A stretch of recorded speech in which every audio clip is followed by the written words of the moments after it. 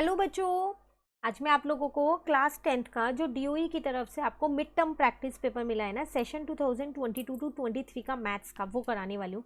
इस पेपर को आज हम इंग्लिश मीडियम में सॉल्व करने वाले हैं। ठीक है, चलिए स्टार्ट करते हैं अपना पेपर। पहले एक बार इंस्ट्रक्शंस बता देती हूँ जल्दी से। टोटल आपके पास इस पेपर में 39 क्वेश्चन हैं, जो आपके पास कुछ पार्ट्स में डिवाइड कर रखे हैं, ए, बी और सी में।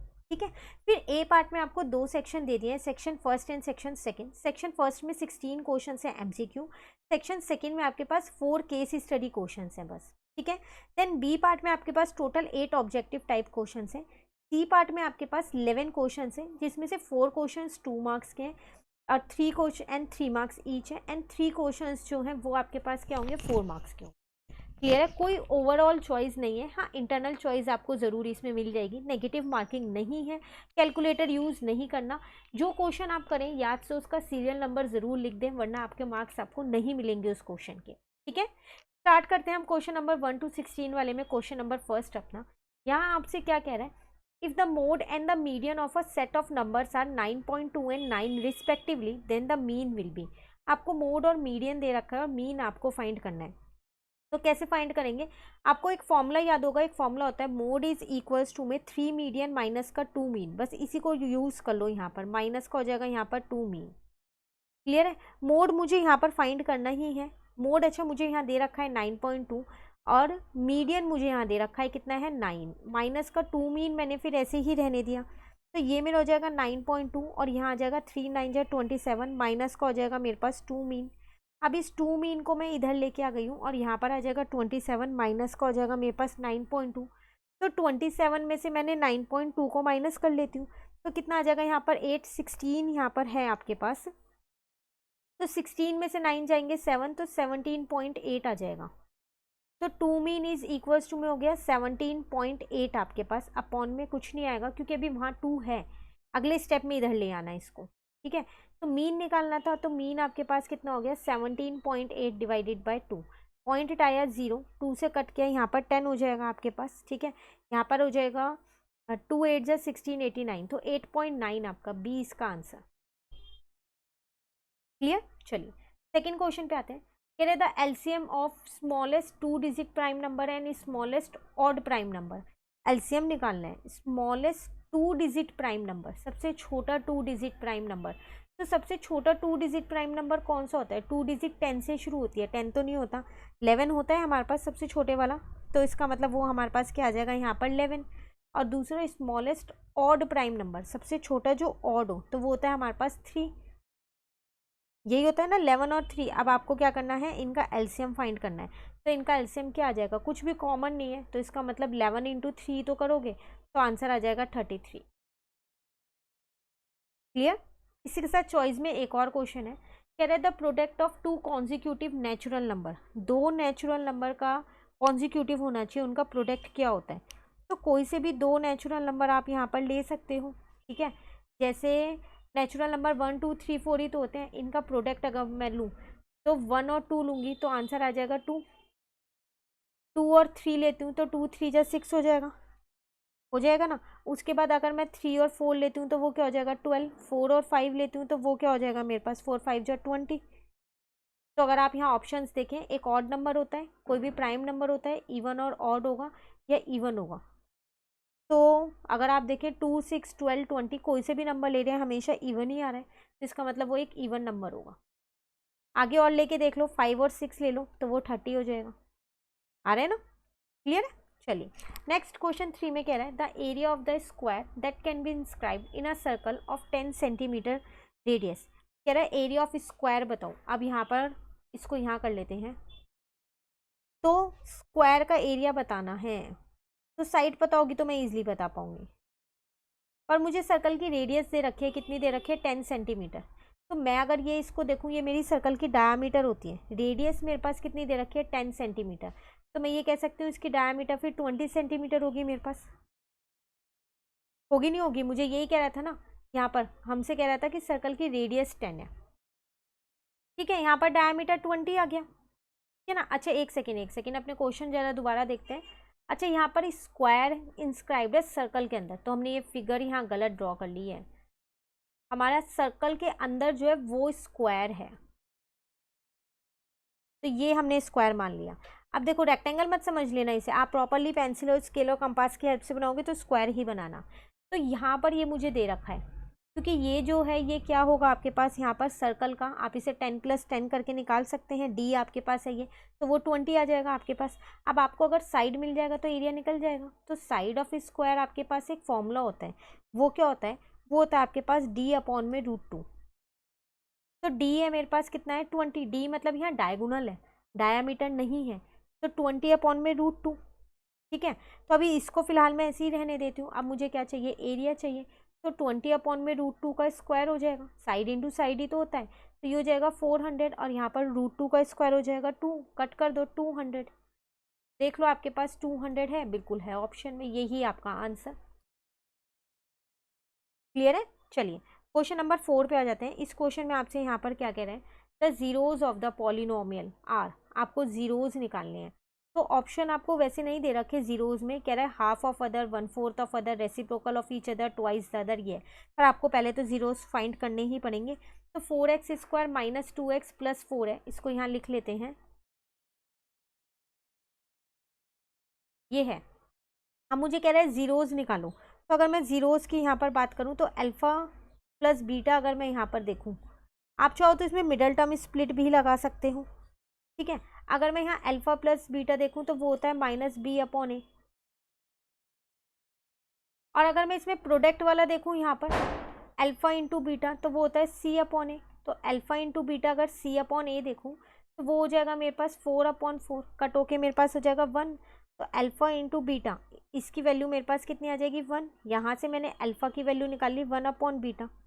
तो मतलब क्या है यहाँ पर, अगर हम ऑप्शन में देखें तो कह रहा था रेसिप्रोकल ऑफ ईच अदर है, क्या वो रेसिप्रोकल है, या 1/4 है, या हाफ है, या फिर ट्वाइस है। तो पता चल रहा है ना ये देख के रेसिप्रोकल है, अल्फा जो है वो क्या है 1/बीटा के बराबर है, तो इसका मतलब इसका आंसर आ जाएगा रेसिप्रोकल ऑफ ईच अदर।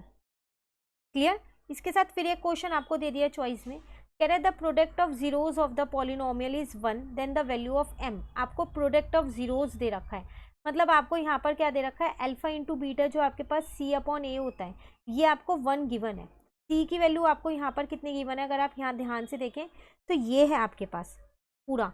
तो a की वैल्यू यहाँ पर आपके पास है 4, b की वैल्यू आपके पास है -17 और c की वैल्यू है m-4, ये ध्यान रखिएगा।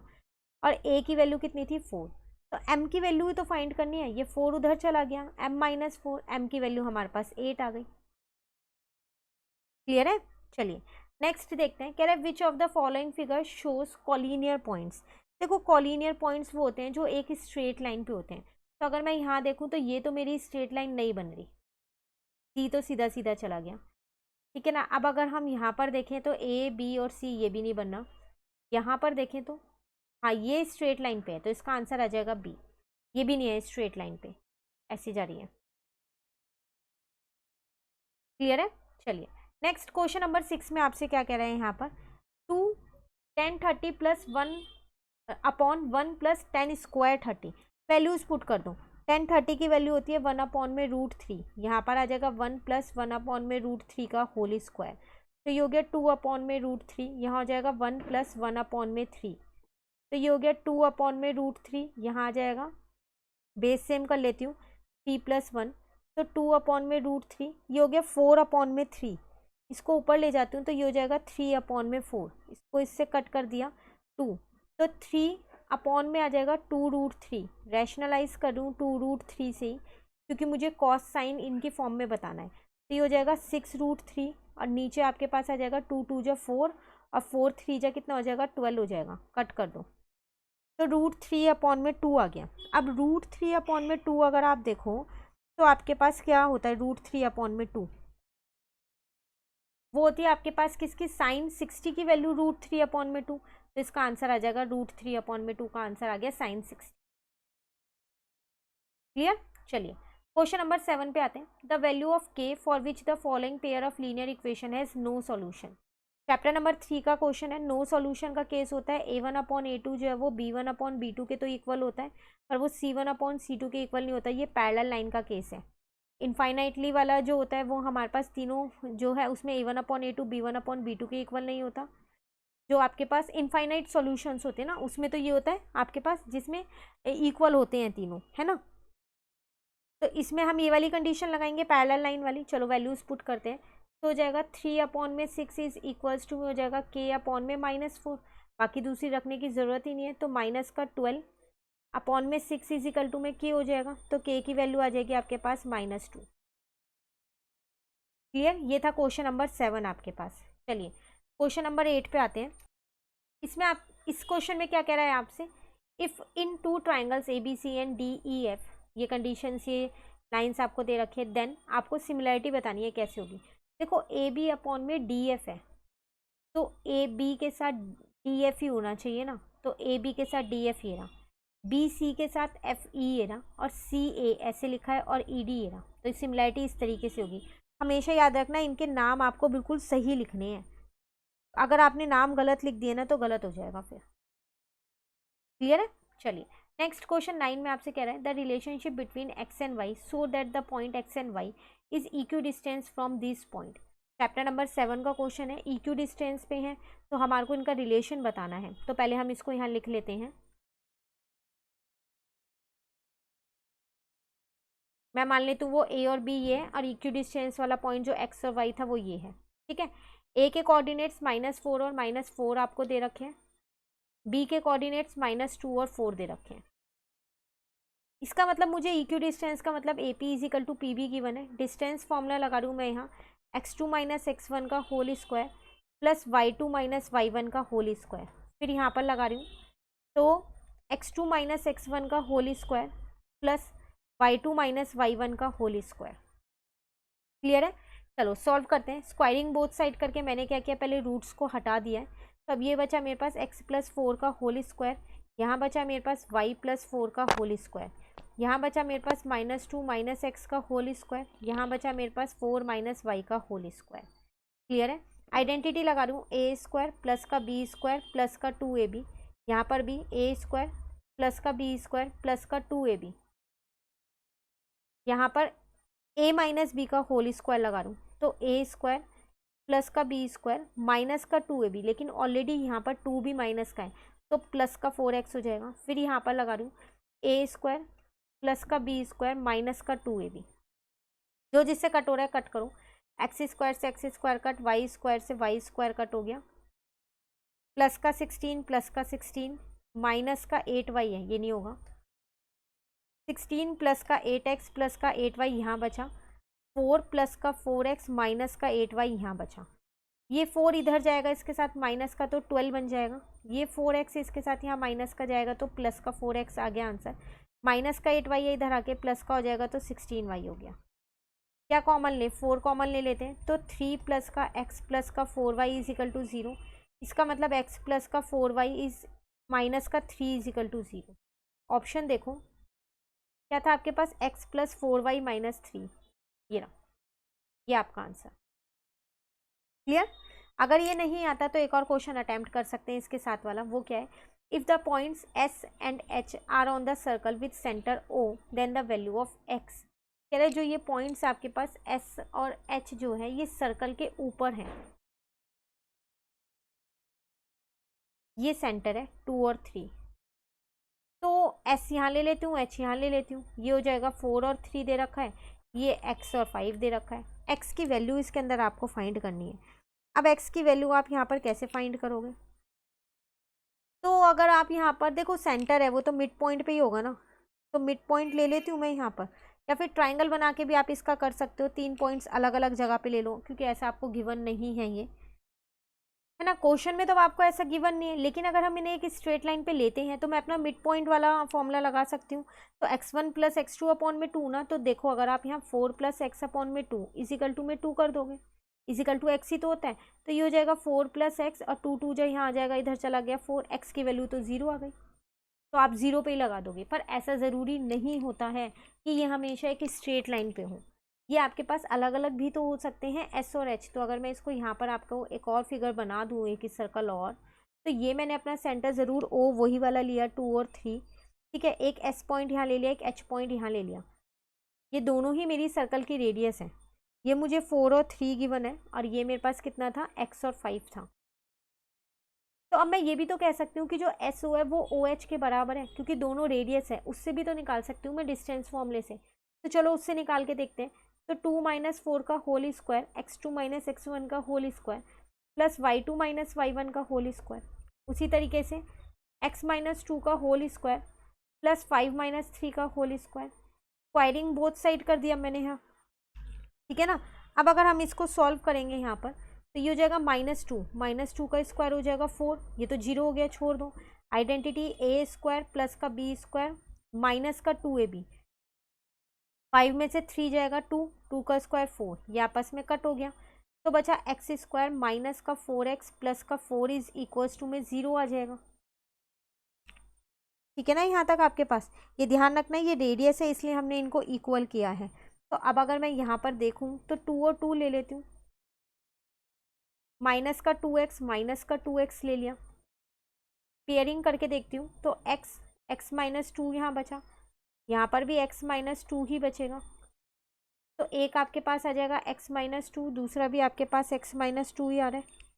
ठीक है, उसके बाद अगर हम यहाँ पर देखें तो x minus 2 is equal to 0, X की वैल्यू कितनी आ गई आपके पास, 2 आ गई। तो ऑप्शन में अगर हम देखें तो यहाँ पर 2 हमारे पास कहीं पर भी ऑप्शन में नहीं है।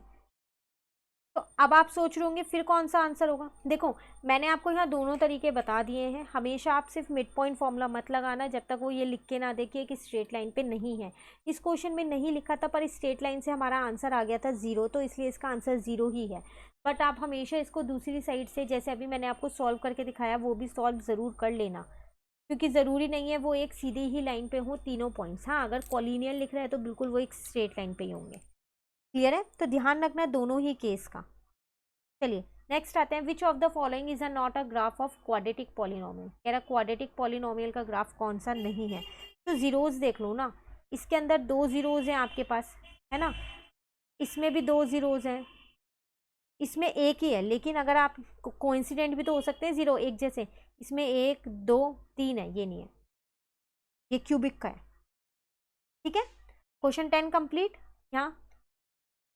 तो आज हम क्वेश्चन नंबर 10 तक ही करते हैं, अभी आगे के और क्वेश्चंस हैं वो क्वेश्चंस हम अपनी नेक्स्ट क्लास में करेंगे, question number 11 to 16। In 10 questions में कहीं पर भी दिक्कत हो कमेंट करके पूछ लेना, और अगर वीडियो अच्छी लगी तो लाइक ज़रूर कीजिएगा और मेरे चैनल को सब्सक्राइब कीजिए। Thank you.